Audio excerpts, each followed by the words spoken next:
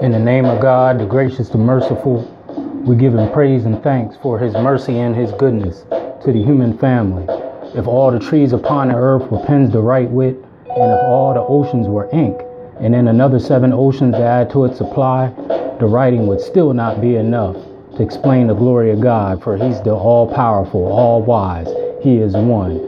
This is Brother Sharif with the Hour of Power, live for the first time. Go to Hour of Power, Sharif Hamid on YouTube, subscribe and share so we can continue to lift the mind, body, and soul of our people.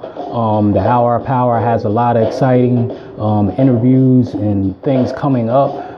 This weekend, December 16th, 3 p.m. at the CA, which stands for Christmas Addicts in York, Pennsylvania, we'll be holding an economic empowerment seminar, which we'll be talking about reopening some community centers so we can service the people there and have things for the youth. We'll be talking about supporting existing businesses and starting new businesses for the people there in York, PA, and hopefully it's a blueprint for other black communities around the country to copy.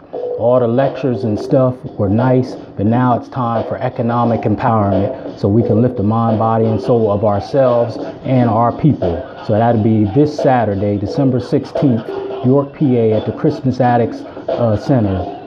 And that's entitled The Economic Blueprint for Success.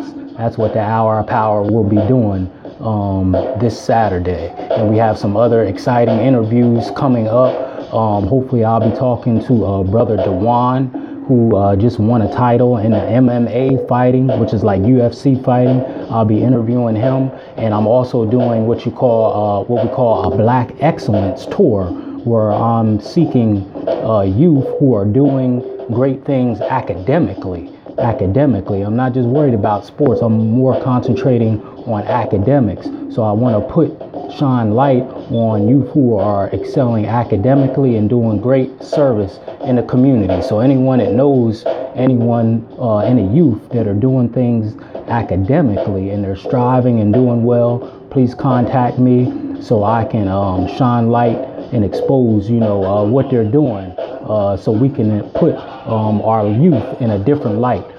Too many times they're shown committing crimes, not excelling in school.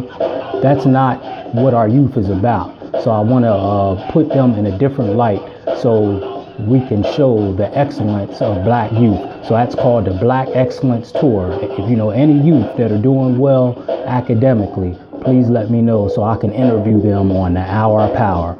So real quick tonight, I have a real short message, but I believe it's timely and it's important. It's called The Rise of Sexual Harassment Complaints in the Workplace. It's called The Rise of Sexual Harassment Complaints in the Workplace. I don't know what's going on, but within the last month or so, it has been a huge rise of sexual harassment cases in the workplace. I could be wrong, correct me if I'm wrong, but it seemed like it started with Matt Lauer with NBC. And now, whether it's movie stars, rap mongols, and I'm gonna run down the cases, and I have it documented. It just seems to be more and more cases of people getting in trouble in the workplace behind sexual harassment. So the Hour of Power, we try to be right on top of whatever is going on, so we can shine light on it and give you a different perspective on what's going on, either to empower you or to keep you away from trouble, hurt, and want. That's what the Hour of Power does. So again, I'm going to address this issue. Turn that down a little bit. And we're going to address this issue of sexual harassment in the workplace. It is a growing problem, and it seems simple, but if you get caught up in it, it ain't going to be no simple thing. So let's get started. I want to just give a simple definition of what the law and what any place that has a business considers sexual harassment. And then we'll get into these cases of sexual harassment and what actually happened. So the definition of sexual harassment is unwelcome sexual advances, requests for sexual favors, other verbal or physical conduct of sexual nature that could create a hostile or offensive work environment. And it's also the Civil Rights Act of 1964 made this an offense where you can actually file a sexual discrimination lawsuit. It's under Title VII under the Civil Rights Act of 1964, and you can sue. It's not a criminal act, but you can sue behind sexual harassment, and that's the Civil Rights Act of 1964. Forms of, so I'm going to read that definition one more time.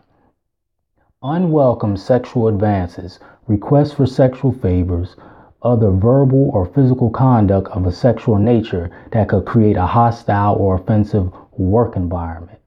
And you can sue behind this issue. Now, forms of sexual harassment is kissing, hugging, pinching, patting, grabbing, standing real close, right? Staring, sexual gestures, showing pictures and videos in a sexual nature.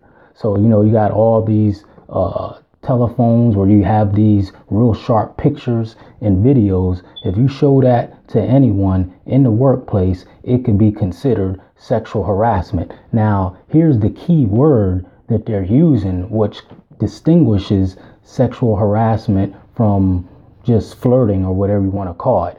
Unwelcome.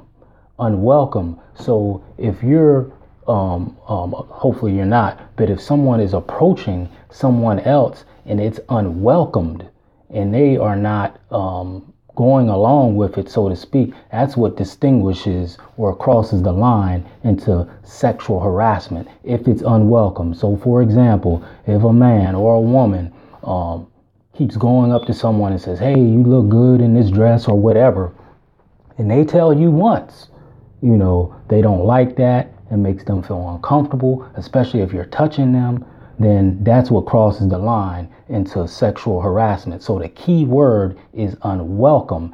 Any unwelcome advances with those things that I just said: staring, grabbing, touching,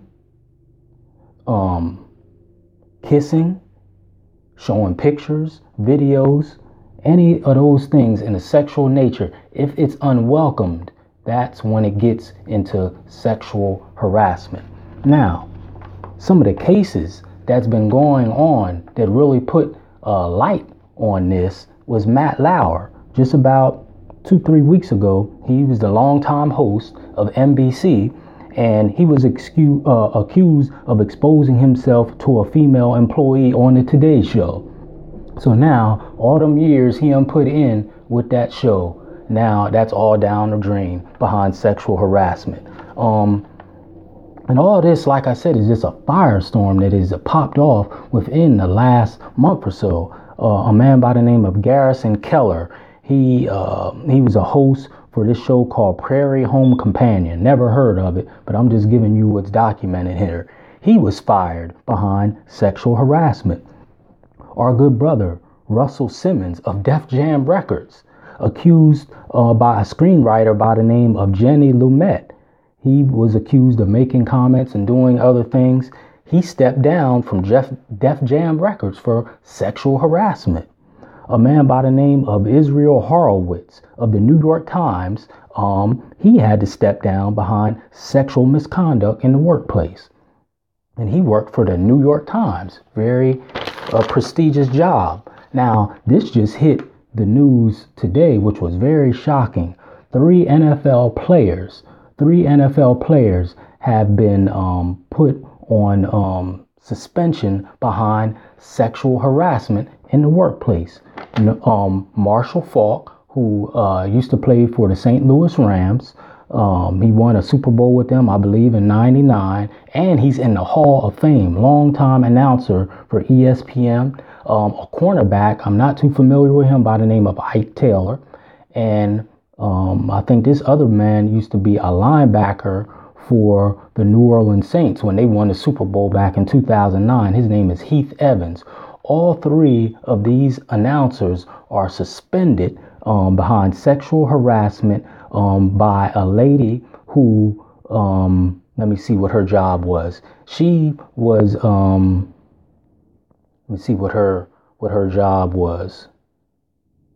Okay, she did makeup and wardrobe for NFL analysts. Her name is Jamie Kanter. So she did their makeup, make sure their wardrobe is tight and everything before they go on the air. She has filed sexual harassment complaints. Actually, it's against 5 players. I'm going to say them again. Marshall Faulk, a Hall of Famer, Ike Taylor, Heath Evans, Donovan McNabb, who used to be a star quarterback for the Philadelphia Eagles, my team, and I believe he'll be a future Hall of Famer, and Warren Sapp, a Hall of Famer. He's been in trouble behind a lot of sexual deviance before with prostitutes. But this one lady who is the makeup and the wardrobe a person for ESPN, make sure their makeup and their uniform, not their uniform, but their wardrobe is on point. She has filed sexual harassment complaints against all 5 of these former NFL players. Here's some of her complaints or her accusations. Shocking enough, always the brother who falls short. She said Marshall Faulk was the most aggressive one out of the 5. She claims Marshall Faulk fondled her breasts, groped her butt or her behind, asked for oral sex, and showed his genitals during when she was supposed to be fixing up their wardrobe or whatever. She also said Ike Taylor, the former cornerback, I have to find out who he played for, forwarded her videos of him masturbating. She said this Ike Taylor, who's a brother, sent her live videos of him masturbating and sent it to her phone. If that's true, Mr. Taylor, why would you do that? That makes absolutely no sense. She said Heath Evans, who is a white analyst who used to play for the Saints, also sent nude photos to her phone. If that's true, Mr. Evans, why would you do that? She said Donovan McNabb, the former star quarterback for the Philadelphia Eagles, asked her about, made sexual comments to her via text. Mr. McNabb, if you did that, why would you do that? People can use that against you. It's a paper trail. And asked about doing different sex acts with her. That's what this lady, who used to be the wardrobe and the makeup person for ESPN, for the analyst there, said Donovan McNabb sent her sexually explicit text messages and asked her for sex acts, to do certain sex acts. And then she said Warren Sapp, who was fired by ESPN back in 2015, made inappropriate sexual comments towards her in 2015. So she must be smoking hot or something. All these players approaching her like that. But that's what's going on. So we have to be careful what we do and what we say in the workplace, because it can get you in a jam. Now, I work in the school system where ain't nothing but women in there. But again, that key word is unwelcomed.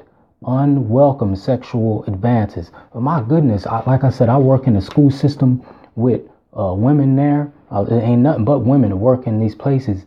And again, no one, male or female, no matter what color you are, should feel uncomfortable in the workplace. You should be able to go to work and feel comfortable. You shouldn't feel uncomfortable, and no one should be harassing you or making inappropriate comments in any way, whether it's sexual, racial, or whatever. But the way some of these women come to work dressed these days, and again, don't get what I'm saying twisted. I'm not excusing any behavior, but the way some of these women come to work dressed these days, fishnet stockings,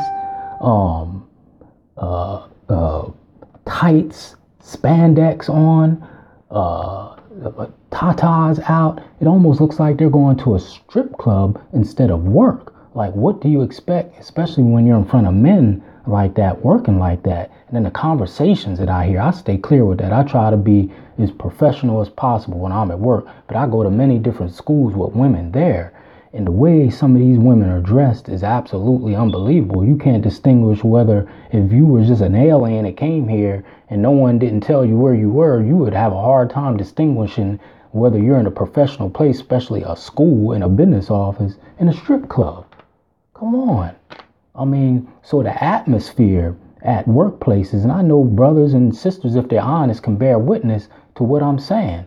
The atmosphere is there. It's not a professional atmosphere. So it's creating an atmosphere for a lot of this to happen. Should someone touch you, grab you, and say sexual things? No, that's totally inappropriate. I'm just talking about the atmosphere it's created by the dress. When I was in school, teachers looked like teachers. They were covered, okay? Their tatas went out, their butt went out. You didn't see none of that. But these days, today, man, you can't tell that you're in a professional environment. Fishnet stockings, spandex, where you can see all the curves and it's very hard to concentrate in places like that with women dressed like that. So can you stop someone from doing that? No, you can't stop anyone from doing that. But the atmosphere that's being created is not a professional atmosphere, not in my humble opinion. So I hope these things aren't true with these analysts, especially with Donovan McNabb, a favorite of mine, Marshall Falk, a favorite of mine. I hope these things aren't true. But if they are, it is not worth it. So again, I'm going to run over that definition and I'll be done. Unwelcome sexual advances, requests for sexual favors, other verbal or physical conduct of a sexual nature that could create a hostile or offensive work environment. And the key word is unwelcome. Once someone says no, you make them feel uncomfortable in any way, I advise you to stop, because now this is on the rise and I believe it's a distraction. The president, it's been proven and shown that he does these things. So now what they're trying to do is normalize sexual harassment by deflecting it off on all these different people. Some of these things have probably been going on. And now all of a sudden, when this man is in president and that he's the president and he's off the hook, now all of a sudden you got this huge wave of sexual harassment cases. I think that is very strange. I think it's a deflection tactic to get the pressure off of him and almost normalize this kind of behavior. You got people being enslaved in 2017 in Libya. You got people being enslaved in 2017 in Libya. Should this be swept under the rug, the sexual harassment? No, but I think it's a deflection tactic to get off the president and to get off of more serious issues. Because I bet you a lot of these cases are with people.